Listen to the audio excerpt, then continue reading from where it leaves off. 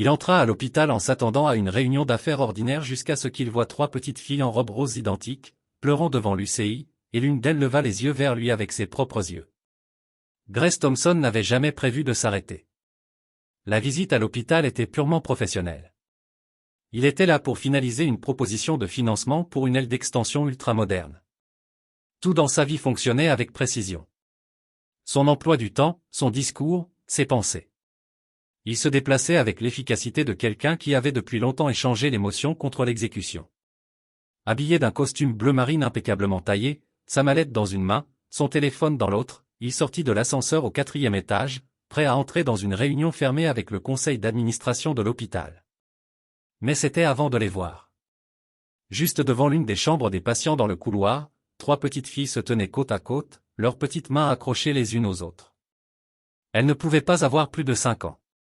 Toutes 3 étaient blondes, portant des robes simples de couleur rose pastel, leurs visages couverts de larmes. Une fille tenait un lapin en peluche si fort qu'il semblait prêt à se défaire. Une autre essuyait ses yeux avec le dos de sa main. La 3e fixait le sol, ses lèvres tremblant. C'était le genre d'image auquel on ne se prépare pas, quelque chose de tellement hors de place dans son monde soigneusement ordonné qu'il faillit continuer à marcher.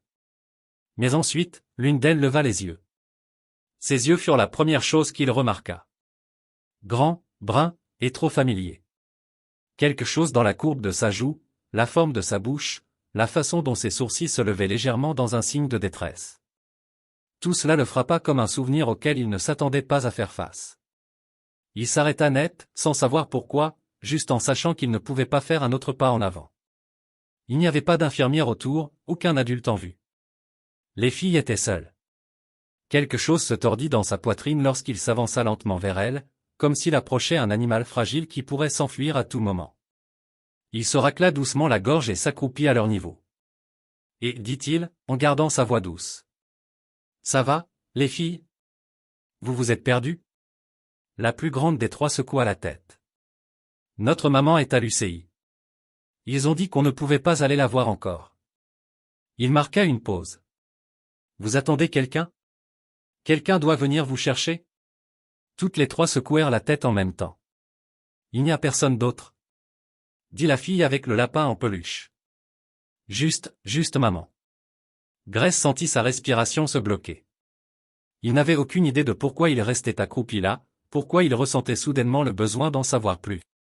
Il y avait quelque chose de magnétique dans la façon dont elle le regardait, quelque chose qui tiraillait des parties de lui qu'il avait ignorées pendant des années. Il voulait les réconforter, mais plus que ça, il avait besoin de comprendre pourquoi il ne pouvait pas détourner les yeux. Puis la plus petite des 3 fit un petit pas en avant et inclina la tête. « Vous travaillez ici ?» demanda-t-elle. « Non, répondit-il. Je suis juste ici. » Elle l'étudia pendant un moment, puis dit doucement, « Vous ressemblez à quelqu'un dont maman a parlé avant. » Grace sentit le sol se dérober sous lui. Il ouvrit la bouche, mais rien ne sortit. C'était à ce moment que quelque chose dans sa vie soigneusement construite commença à se briser. Pas violemment, mais silencieusement. Une seule fissure à travers la surface de la certitude, et il n'était même pas encore arrivé à la salle de réunion. Grace ne pouvait pas bouger. Il resta accroupi devant les 3 filles, sentant que le monde autour de lui ralentissait à un rythme étrange, irréel. Leurs paroles résonnaient dans son esprit, surtout la dernière. Vous ressemblez à quelqu'un dont maman a parlé. Ce n'était pas juste la ressemblance ou la façon dont elle le regardait avec de grands yeux incertains. C'était le sentiment au fond de sa poitrine, la certitude soudaine que ce n'était pas une coïncidence. Il ne savait pas quoi en faire. Il ne savait pas où poser le poids de cette réalisation. Alors, il fit ce qu'il pouvait. Il resta avec elles. Il leur demanda doucement leurs prénoms, et elles se présentèrent d'une voix douce, légèrement tremblante. Maddie, Chloé et Jane. Chaque nom était comme une petite pierre jetée dans l'eau, créant des ondulations dans des souvenirs qu'il n'avait pas touchés depuis des années. Il demanda des nouvelles de leur mère, et elles lui dirent que son nom était Emma. Ce nom ne lui était pas étranger. Il le reçut comme un coup de poing dans l'estomac. Il se souvenait parfaitement d'Emma. La chaleur dans sa voix. La façon dont elle riait de choses que personne d'autre ne trouvait drôles. Comment elle l'avait regardé une fois comme s'il était le seul homme au monde. Ils avaient partagé quelque chose de réel, quelque chose de bref mais inoubliable. Et puis elle avait disparu. Il ne s'était pas parlé depuis 5 ans. Il avait cherché une fois, à moitié, au début, mais le travail l'avait englouti tout entier, et il avait laissé son souvenir s'éloigner de plus en plus jusqu'à maintenant. Jusqu'à ses 3 filles, qui semblaient porter des morceaux de lui sur leur visage, debout dans un couloir d'hôpital sans endroit où aller. Grace se redressa lentement et jeta un coup d'œil autour de lui. Toujours pas de personnel pour vérifier les filles. Il ressentit une frustration inconnue se développer en lui. Comment personne ne les aidait elle? Il sortit son téléphone et se dirigea vers le poste des infirmières. Lorsqu'il attira l'attention de la femme derrière le comptoir, il garda sa voix calme mais ferme.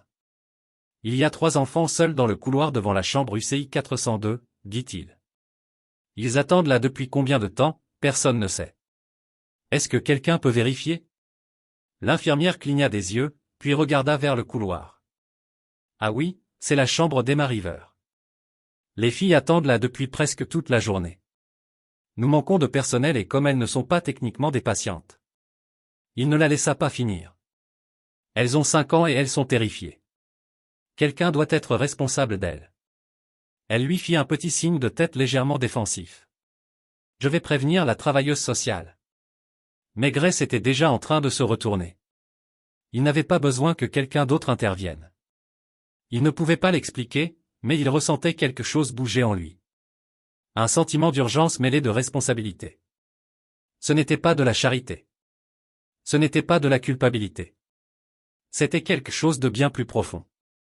Quand il revint vers les filles, elles étaient assises par terre, main dans la main, blotties les unes contre les autres. Il se baissa à nouveau, cette fois plus lentement. « Votre maman, dit-il doucement. Elle et moi, on se connaissait il y a un certain temps. » Chloé, la fille du milieu, inclina la tête. « Vous êtes un ami? » « Je pense que je l'étais, il y a longtemps, répondit-il tranquillement. « Maman ne parle plus jamais d'amis, ajouta Maddy. Seulement du travail et des histoires du soir. » Grace sentit quelque chose en lui se briser à nouveau. Ils parlèrent un peu plus de leurs dessins animés préférés, de leurs couleurs favorites, et de ce qui leur manquait chez elles. Aucune d'elles ne pleurait plus, mais elles se serraient toujours les unes contre les autres comme si se lâcher briserait la fragile sécurité qu'elles avaient construite dans ce couloir.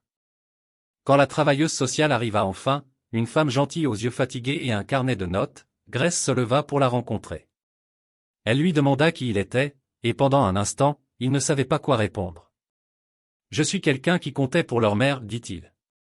Et je pense que je pourrais compter pour elles aussi. » Il resta avec elle pendant que les filles étaient emmenées dans une petite salle d'attente avec des jouets et des boîtes de jus. Il donna son numéro à la travailleuse sociale et demanda des mises à jour. Il n'était pas sûr de ce qui allait suivre, mais une chose était claire. Il ne partirait pas. Pas d'Emma. Pas de ses filles.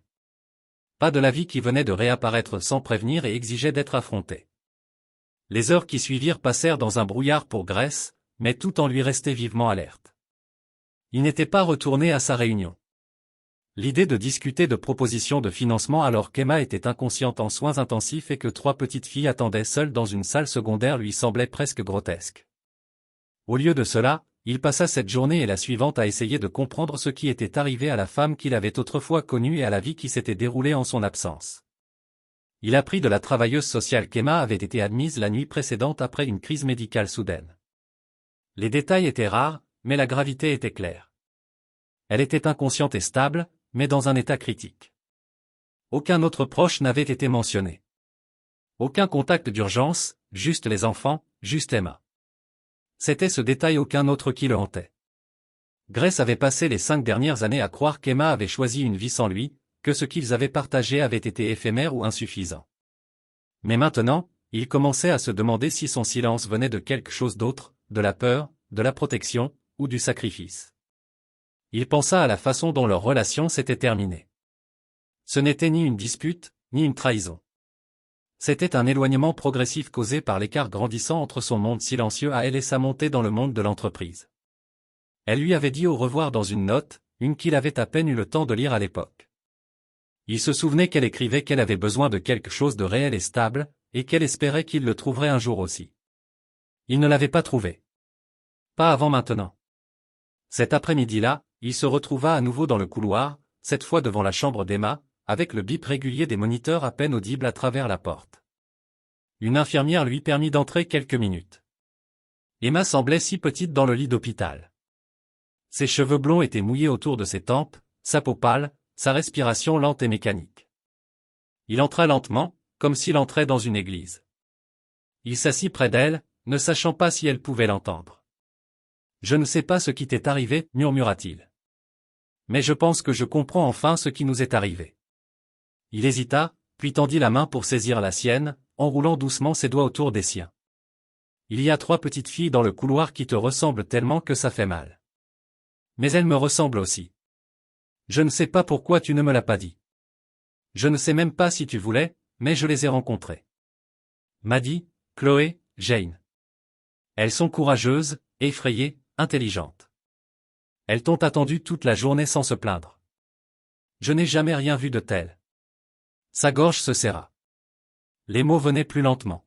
« Emma, je pense qu'elles sont aussi les miennes. » Il ne s'attendait pas à une réponse, mais il vit ses doigts trembler légèrement sous les siens.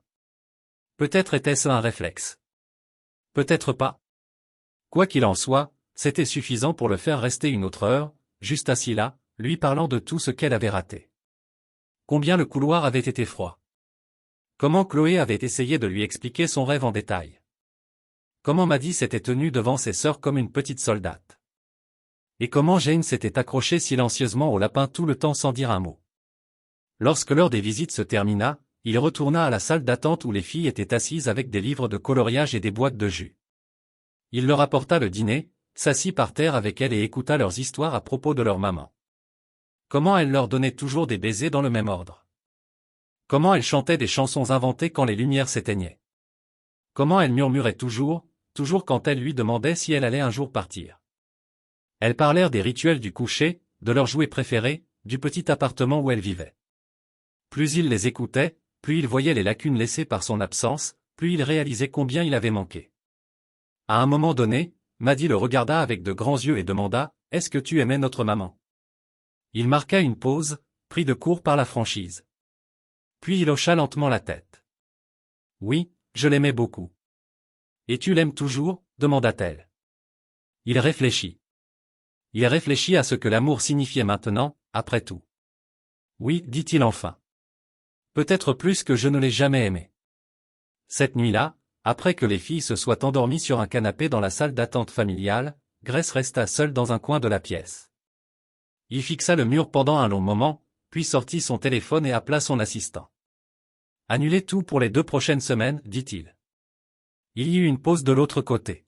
« Monsieur, vous avez. »« Je sais, dit-il. »« Annulez quand même. » Il termina l'appel et regarda à nouveau les filles, repliées ensemble comme les pétales d'une même fleur.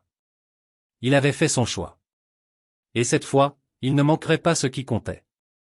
Le lendemain matin, Grace arriva à l'hôpital avant l'aube. Les couloirs étaient sombres et silencieux, remplis seulement du doux bruit des infirmières changeant de garde et du bourdonnement lointain des machines maintenant les patients stables. Il marchait avec détermination, mais sans se presser, s'arrêtant d'abord à la salle d'attente où les filles avaient dormi la nuit précédente. Elles étaient toujours là, entremêlées sous une couverture fournie par l'hôpital, leurs joues rougies par le sommeil, et leurs petits bras drapés les uns sur les autres comme si elles ne pouvaient pas se reposer à moins d'être en contact. Grace se tenait dans l'embrasure de la porte et les regardait, quelque chose au fond de sa poitrine se resserrant avec un genre de douleur protectrice qu'il n'avait jamais connue. Il avait pris des décisions toute sa vie en fonction de la logique et des retours. Mais ça, c'était différent. C'était quelque chose que son cœur comprenait avant même que son esprit ne puisse formuler les mots pour cela. Il laissa un mot à une infirmière pour lui faire savoir qu'il reviendrait bientôt, puis se rendit à l'UCI. L'état d'Emma n'avait pas changé durant la nuit. Elle restait inconsciente, son corps toujours fragile, mais elle tenait bon. Grace s'assit à nouveau à côté d'elle, cette fois avec plus de certitude dans ses mouvements. Il ne se contenta pas de parler des filles. Il lui parla de lui, de la vie qu'il avait construite, du vide qu'apportait le succès, et comment tout cela avait commencé à sembler dénué de sens dès qu'il avait vu 3 paires d'yeux le fixer dans ce couloir. « Je croyais avoir du temps, dit-il doucement. Du temps pour poursuivre mes objectifs, du temps pour revenir sur les choses que j'avais laissées derrière. Mais la vérité, c'est que je t'ai laissé partir trop facilement. Et maintenant, je me rends compte que j'ai peut-être laissé partir la seule partie de ma vie qui avait un véritable sens. » Il resta jusqu'à ce que les infirmières lui rappellent qu'il était temps pour les rondes, puis retourna vers les filles. Elle s'était réveillée entre-temps, se frottant les yeux de sommeil et acceptant des boîtes de jus d'une bénévole fatiguée mais gentille. Lorsqu'elles virent Grace entrer, leurs visages s'illuminèrent, non pas avec surprise, mais avec le confort de quelqu'un qu'elle s'attendait maintenant à voir. Cela le surprit à quel point il était devenu rapidement une constante dans leurs yeux. Il s'assit à nouveau par terre avec elle, écoutant leur tour d'explication sur les noms de leurs peluches et quels dessins animés elle détestait. Jane, la plus silencieuse des trois, s'appuya contre lui sans dire un mot, se contentant de poser sa tête sur son bras pendant qu'elle coloriait. Il ne bougea pas. Il n'osa pas. Cet après-midi-là, il retrouva la travailleuse sociale de l'hôpital, cette fois avec des questions, non pas sur les visites ou la politique, mais sur la garde des enfants. Il ne connaissait pas le système, mais il voulait l'apprendre. Il voulait faire les choses correctement. Il voulait s'assurer que, peu importe ce qui arrivait à Emma, les filles ne finiraient pas avec des inconnus, perdus dans les méandres de la paperasse et des agences d'État. Il donna son nom, expliqua sa relation avec elle, et, parce qu'il ne voulait pas perdre un instant de plus, demanda un test ADN. La travailleuse sociale, une femme vive mais compatissante nommée Marissa, l'écouta attentivement. Elle ne fit pas de promesses, mais elle vit l'éclat dans ses yeux et la manière dont les filles s'accrochaient à lui. Elle accepta de faire avancer le processus aussi rapidement que la loi le permettait. Ce soir-là, Grace ramena les filles chez lui, dans son condo. C'était moderne, froid, parfait dans ses lignes et son verre poli. Ce n'était jamais un endroit destiné aux enfants. Mais dès qu'elles franchirent la porte, se tenant par la main et portant leurs petites sacs et jouets préférés, l'espace sembla différent. Leurs rires rebondirent contre les murs, leurs petites chaussettes glissèrent sur les sols lisses, et Grace se retrouva à rire plus en une soirée qu'il ne l'avait fait depuis des mois. Il commanda une pizza. Il les laissa s'asseoir sur le canapé avec des mains grasses. Il leur lut des histoires avant de dormir, en prenant 3 voix différentes parce qu'elles insistaient pour que chaque personnage ait la sienne. Lorsqu'elles s'endormirent enfin dans la chambre d'amis, ensemble dans un seul lit, refusant d'être séparés, il se tint dans l'embrasure de la porte et les regarda longuement, submergé par la façon dont tout cela avait commencé à paraître si naturel. Il pensa à Emma à nouveau. Il la pensa allongée dans ce lit d'hôpital sans savoir que l'homme qu'elle avait aimé autrefois était revenu et essayait de remettre les morceaux en place. Il ne savait pas si elle se réveillerait un jour, mais il savait sans l'ombre d'un doute que si elle le faisait, elle ne les trouverait pas seuls. Il serait là, et il ne partirait pas. À la fin de la semaine, Grace commença à trouver un rythme qui lui était étranger et souvent chaotique, mais étonnamment ancrant. La matinée commença par démêler les cheveux de 3 têtes blondes très différentes, verser des bols de céréales inégaux et apprendre les nuances de quel type de tranche de pomme chaque fille préférait dans son déjeuner. La structure de sa vie d'avant, les appels matinaux, les réunions au conseil d'administration, les vols programmés à la minute près, s'étaient dissoutes dans des crayons sur le comptoir de la cuisine et un ordinateur portable oublié, ramassant la poussière dans le coin. Il n'avait rien planifié de tout cela, et pourtant il ne pouvait pas imaginer partir. Il conduisit les filles à l'école dans une voiture qui autrefois ne transportait que des mallettes et du silence. Maintenant, elle résonnait de questions, de disputes sur des personnages de dessins animés, et d'une fille, généralement Maddie, insistant pour choisir la musique. Après les avoir déposés, Grace se retrouva à retourner à l'hôpital chaque matin, visitant la chambre d'Emma avant toute autre chose de sa journée. Son état demeurait inchangé, mais les infirmières s'étaient habituées à sa présence, laissant même une deuxième chaise près de son lit. Il lui parlait tous les jours des filles, de ce qu'elles faisaient, de ce qu'elles disaient, comment Jane avait commencé à chuchoter un peu plus, comment Chloé lui avait dit qu'il ne savait pas plier les vêtements correctement, mais que ce n'était pas grave parce qu'il essayait. Il dit à Emma qu'il lui manquait d'une manière qui n'avait rien à voir avec la romance et tout à voir avec le vide qui s'était installé en lui au cours des 5 dernières années. Il avoua combien il avait peur d'élever des enfants qu'il ne savait même pas exister, et comment, malgré cela, il n'avait jamais été aussi certain de quoi que ce soit dans sa vie. Sa main ne bougeait jamais, ses yeux ne s'ouvraient jamais, mais il restait quand même là. Un après-midi, après avoir récupéré les filles à l'école et les avoir aidées avec leurs travaux manuels à la table de salle à manger, il s'assit avec Marissa, la travailleuse sociale, pour revoir les résultats du test ADN. La preuve était imprimée sur une fine feuille blanche, nette et incontestable. Il était leur père biologique. Elle lui tendit la feuille avec un regard qui disait qu'elle s'attendait à une réaction plus marquée, mais Grace se contenta de hocher la tête. Le test ne lui avait rien appris que son cœur n'ait déjà accepté. Il l'avait su dans la façon dont Chloé roulait des yeux. Dans la manière dont Maddie croisait les bras quand elle était frustrée, dans la façon dont Jane fixait sans cligner des yeux quand elle ne comprenait pas quelque chose. Elles étaient des morceaux de lui, sauvages, douces, têtues et courageuses. Marissa commença alors à lui expliquer le processus pour devenir leur tuteur légal, du moins temporairement. Il y aurait des évaluations, des dates de tribunal, de la paperasse. Cela prendrait du temps et, tant qu'Emma ne se remettait pas, aucune décision ne pourrait être définitive. Mais Grace ne broncha pas devant les étapes à venir. Il demanda simplement ce qu'il devait faire et commença à les faire. Il commença même à chercher des écoles maternelles plus proches de son appartement, des endroits avec des programmes de musique et des espaces extérieurs, et qui ne ressemblaient pas à des cellules de détention. Il demanda aux filles ce qu'elles aimaient et n'aimaient pas dans leur école actuelle, essayant de les inclure dans les décisions concernant leur nouvelle vie. Ce week-end-là, il les emmena faire du shopping pour de nouveaux vêtements, non pas parce qu'elles n'en avaient pas assez, mais parce qu'il voulait qu'elles aient quelque chose qui n'était pas de seconde main ou usé aux genoux. Elles choisirent des robes avec des paillettes et des chaussures qui s'allumaient, et insistèrent pour qu'il prenne une cravate rouge vive pour assortir. Il la porta sans discuter. Plus tard dans la soirée, ils préparèrent tous ensemble le dîner, ce qui signifiait surtout qu'ils nettoyaient des explosions de farine et essayaient de ne pas brûler les pâtes. Lorsque les filles se couchèrent enfin, pleines de leurs histoires et de sucre, Grace s'assit sur le bord de son canapé, regardant l'espace vide autour de lui et réalisant qu'il ne se sentait plus vide. Il était maintenant rempli de petits dessins collés sur le frigo, de chaussettes dépareillées sous la table, et de rires résonnant encore dans le couloir. Son téléphone vibra avec un message de son assistant lui demandant s'il serait disponible pour un appel de conseil reprogrammé demain matin. Il fixa l'écran pendant un long moment avant de taper une réponse simple. Pas encore.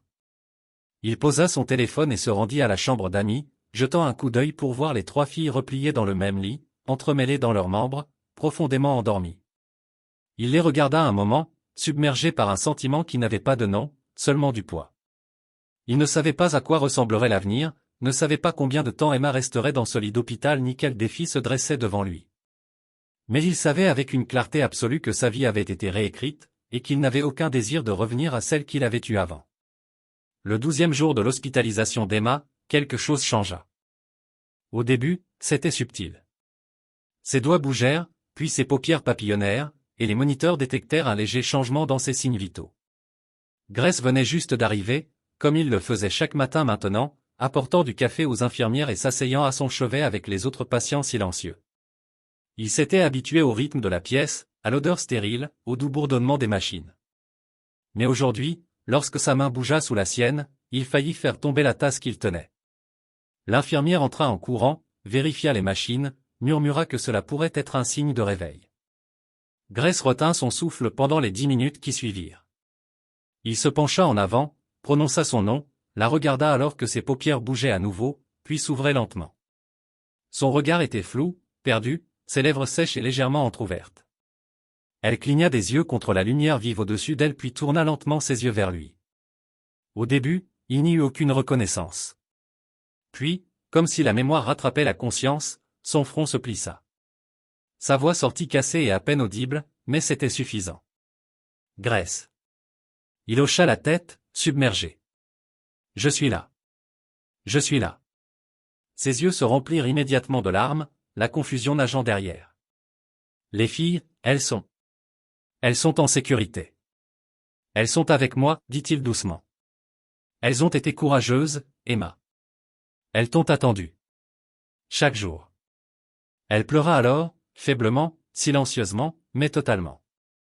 Grace lui serra la main, lui permettant de traiter la réalité dans laquelle elle venait de se réveiller. L'infirmière leur donna quelques minutes avant de sortir silencieusement, fermant la porte derrière elle. Il resta avec Emma alors qu'elle se calmait, la brume de la sédation et de la peur se levant lentement de son visage. « Je ne savais pas comment te le dire, dit-elle, la voix encore rugueuse et à peine un murmure. Je voulais te le dire tant de fois, mais tu étais si loin. Tu vivais déjà une vie différente. Tu aurais dû me le dire, dit Grace, mais pas accusativement. C'était rempli de regrets, pas de reproches. Je serais venu. J'aurais été là. J'avais peur, avoua-t-elle. J'avais peur que tu te sentes piégé. Ou pire, que tu ne ressentes rien. Grace s'assit en arrière, prit une profonde inspiration, laissant le poids de tout s'installer entre eux. Je ne savais pas. Mais dès que je les ai vus, je l'ai su. Emma ferma les yeux un moment, comme si elle était épuisée par la conversation. Quand elle les rouvrit, elle le regarda droit dans les yeux, vulnérable et honnête. Tu es vraiment là. Il ne hésita pas, oui, et je ne pars pas. Il lui parla des jours qu'elle avait manqués, du couloir, de comment Maddie s'était tenue droite comme une petite soldate, de comment Jane parlait à peine mais s'était accrochée à son lapin en peluche, de comment Chloé avait posé des questions difficiles et exigeait des réponses. Il lui parla des pancakes qu'il avait brûlés, des chansons qu'elle chantait dans la voiture, des routines du coucher en désordre qui se terminaient par les trois dans un même lit. Il la vit sourire, fatiguée mais réelle, et pendant un instant, il sentit le monde revenir à sa place. Lorsque le médecin entra, ils parlèrent à voix basse. Le rétablissement d'Emma serait lent. Son corps était faible et elle aurait besoin de rééducation. Mais le pronostic était bon. Elle allait se rétablir. Cette nuit-là, Grace emmena les filles à l'hôpital, pas dans la chambre, mais juste assez près. Elles se tinrent dehors, contre la vitre, et quand Emma les vit, ses mains tremblèrent d'émotion.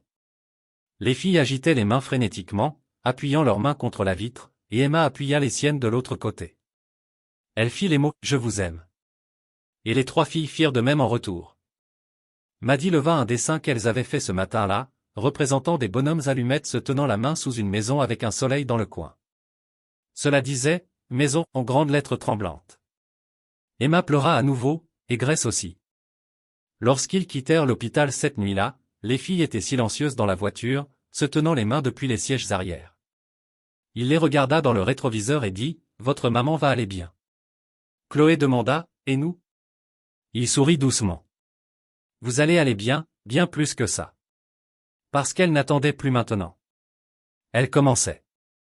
Et pour la première fois, il avait l'impression qu'ils faisaient tous partie de la même histoire. Les jours qui suivirent le réveil d'Emma furent remplis de progrès lents, de miracles silencieux, et de petites victoires qui ne comptaient que pour ceux qui avaient vécu dans l'incertitude.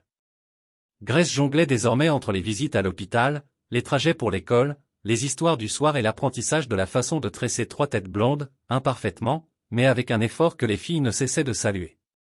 Il avait toujours pensé que le multitâche signifiait jongler avec des accords importants et gérer des crises d'entreprise. Maintenant, il comprenait que le véritable multitâche consistait à tenir un enfant malade dans un bras tout en faisant des pancakes pour deux autres qui refusaient de les manger sauf s'ils étaient en forme d'étoile. Le rétablissement d'Emma progressait régulièrement. Elle commença à parler plus clairement, à s'asseoir pour de courtes périodes, et même à demander à lire les notes que les filles lui avaient écrites. Grace les emmenait pour de courtes visites, et chaque fois qu'elles entraient dans la pièce, l'énergie d'Emma semblait revenir par vagues. Les filles ne l'écrasaient jamais. Elles étaient instinctivement douces, chacune offrant de l'affection à sa manière. Maddie s'assit la plus près et posa des questions sur les machines. Chloé apportait toujours des histoires à raconter. Jane se contentait de tenir la main de sa mère, observant son visage en silence avec ses grands yeux pensifs. Un après-midi, alors qu'Emma dormait et que les filles jouaient avec des livres de coloriage dans le salon de l'hôpital, Grace se tenait avec Marissa près de la fenêtre. Le soleil passait à travers la vitre en faisceau doré, et le monde extérieur bougeait comme avant, ignorant les petits changements qui avaient bouleversé sa vie. Marissa tenait des papiers dans ses mains, des documents qui permettraient à Grace de passer à l'étape suivante vers la garde permanente, si Emma était d'accord. Les formulaires semblaient lourds dans ses mains, non pas par le poids d'une charge, mais par la réalisation qu'il choisissait cela, non pas parce qu'il en avait l'obligation, mais parce qu'au fond du chaos des dernières semaines, il était devenu un père. Plus tard dans la soirée, Grace s'assit près d'Emma dans sa chambre d'hôpital. Les lumières étaient tamisées, et les filles étaient rentrées à la maison avec une baby-sitter de confiance. Les cheveux d'Emma étaient maintenant tirés en arrière. Et bien que son visage portait encore des traces de fatigue, il y avait plus de couleur sur ses joues, plus de conscience dans son regard. Elle le regarda comme quelqu'un qui voit un endroit familier à travers de nouveaux yeux. « Elle t'aime » dit-elle doucement. « Je les aime » répondit-il tout aussi doucement. « Et toi » Emma ne détourna pas les yeux. « Tu as changé. Tu es plus doux, mais plus fort d'une certaine manière. » « Je ne savais pas ce que je manquais, dit-il. Jusqu'à ce que je trouve tout ça, là, dehors, dans des robes roses, en train de pleurer. Je voulais les protéger, admit-elle. De tout, y compris de toi. Je comprends pourquoi, dit Grace. Mais je suis là maintenant. Et je veux faire ça avec toi, pas autour de toi. Ils parlèrent longtemps, pas du passé ni de la culpabilité, mais de logistique, d'espoir et du chemin incertain qui s'ouvrait devant eux. Grace lui parla de la nouvelle chanson préférée des filles pour l'heure du coucher, de la façon dont Jane avait enfin commencé à parler plus lorsqu'elle coloriait, de comment Chloé insistait pour qu'elles mangent toutes le même céréale, parce que c'est ce que font les familles. Il la vit tout absorbée, et il vit quelque chose s'adoucir encore plus en elle. Lorsqu'elle lui demanda des informations sur les papiers de garde, il ne poussa pas. Il dit qu'il attendrait, que sa guérison était plus importante, que quelle que soit la décision qu'il prendrait, ce serait ensemble. Elle tendit la main et prit la sienne. « Je pense que nous sommes déjà une famille, murmura-t-elle. Il nous suffit d'apprendre à en être une. » Cette nuit-là, alors que Grace bordait les filles dans leur lit, il réalisa à quel point elle avait raison. Il ne s'agissait pas de revendiquer un titre ou de définir des rôles. Il s'agissait de la présence, de la constance, des milliers de petites décisions prises chaque jour pour aimer, être là et essayer. Les filles s'endormirent rapidement, leur corps formant des motifs familiers, leur confiance en lui n'était plus hésitante, mais pleine. Grace se tint dans l'embrasure de la porte et les regarda. 3 vies qui lui avaient été cachées, maintenant le centre même de tout. Et dans ce silence, il sut que la partie la plus difficile n'était plus l'inconnu. C'était de tenir tout ce qu'il avait trouvé et de ne jamais le lâcher. 1 mois plus tard, la chambre d'hôpital où Emma avait autrefois été allongée, pâle et sans réponse, était vide. Elle avait été libérée 3 jours plus tôt, sortant lentement mais sûrement, ses filles accrochées à ses bras comme le soutien le plus fort qu'elle puisse jamais avoir besoin. Grace les avait conduites chez lui, dans sa voiture, qui était devenue en quelque sorte un deuxième salon, rempli de crayons dans la boîte à gants et de papier de barres de céréales sous les sièges. Ils ne retournèrent pas dans son ancien appartement, qui avait été vidé pendant qu'elle était hospitalisée, mais chez Grace, désormais transformé. Ce qui était autrefois stérile et minimaliste était devenu un espace rempli de chaleur. Il y avait des paniers de jouets dans le couloir, des petites chaussettes coincées dans les coussins du canapé, des dessins collés sur les armoires de cuisine, et une table mise pour 5 chaque soir, que tout le monde ait faim ou non. La première nuit d'Emma chez elle. Ils étaient tous assis autour de la table à manger des spaghettis que Chloé avait insisté pour que l'on colore en rose. Les filles parlaient tout en même temps, rigolant et donnant des nouvelles chaotiques de l'école. Emma écoutait, les yeux remplis de larmes au début, jusqu'à ce qu'elle aussi commence à rire. Son rire était plus calme qu'avant, teinté de fatigue, mais il était réel. Grace la regardait depuis l'autre côté de la table, pas avec pitié ni excuse, mais avec admiration. Elle avait survécu à quelque chose qui aurait brisé bien des gens. Et pourtant, la voilà, passant le sel, s'assurant que Maddie essuyait la sauce sur sa joue et rappelant à Jane de ne pas manger avec ses doigts. C'était une forme de force qui lui inspirait un nouveau respect. Au fil des jours, leur routine se renforça. Grace ajusta définitivement son emploi du temps, transférant la direction de plusieurs projets et même démissionnant de son rôle de PDG, ne conservant que la position de président afin de pouvoir être présent pour les histoires du soir et les récupérations à l'école. Le monde des affaires considérait cela comme un pivot choquant. Les gros titres le décrivaient comme quelqu'un qui quittait au sommet. Mais Grace s'en moquait. Il n'était pas parti. Il avait enfin marché vers quelque chose. Chaque matin commençait par un petit déjeuner préparé ensemble, souvent une parade chaotique de lait renversé et de chaussures dépareillées. Chaque soir se terminait avec les filles repliées dans leurs pyjamas, écoutant l'une des histoires d'Emma ou les aventures spatiales improvisées de Grace avec des personnages nommés d'après leurs jouets préférés. Un samedi au début du printemps, ils organisèrent une petite fête dans le jardin pour célébrer le 6e anniversaire des filles. Des amis de l'école étaient venus. Les voisins avaient apporté des cupcakes et quelqu'un avait même organisé un magicien. Mais ce qui vola la vedette n'était ni les tours de magie ni les ballons. C'était le moment où Emma se leva, un micro à la main, la voix tremblante, et remercia tout le monde d'avoir fait partie de ce qu'elle appelait la plus inattendue et la plus belle seconde chance que la vie pouvait offrir. Puis elle regarda directement Grace, ses yeux doux et stables, et dit « Et merci de nous avoir trouvés quand nous ne savions même pas que nous cherchions à être trouvés. » Plus tard dans la soirée, après le départ des invités et les filles endormies, entourées de papiers cadeaux et de couronnes scintillantes, Emma et Grace s'assirent dehors sur le porche sous une guirlande lumineuse. L'air de la nuit était chaud, celui qui s'incruste dans la peau comme un souvenir. Ils ne parlèrent pas pendant un moment, écoutant simplement les grillons et le doux bruit du vent passant à travers les arbres. Enfin, Emma se tourna vers lui. « Tu te demandes jamais ce qui se serait passé si on était resté en contact ? Si je t'avais dit à l'époque. » Il secoua la tête, pas avec regret, mais avec clarté. On aurait peut-être eu une version de ça plus tôt, mais peut-être que ce ne serait pas celle-ci. Et j'aime celle-ci. Elle est désordonnée, difficile et complètement hors de mon contrôle, mais elle est à nous. Elle hocha la tête, posant sa tête sur son épaule. Tu n'es pas l'homme que j'ai laissé. Il sourit et lui prit la main. Et tu n'es pas la femme qui est partie. Ils restèrent ainsi, en silence, pendant un long moment, regardant la maison qui abritait maintenant les 4 personnes qui étaient devenues son monde entier. Les rires, les défis, le bruit, le calme, tout était réel, et c'était à eux. À l'intérieur, collé au réfrigérateur parmi les dessins et les rappels, il y avait un morceau de papier écrit au marqueur coloré par les filles plus tôt cette semaine. Il disait, en lettres joyeuses et irrégulières, la maison, c'est tout le monde ensemble, toujours. Et à ce moment-là, Grace sut qu'ils n'étaient pas juste une famille.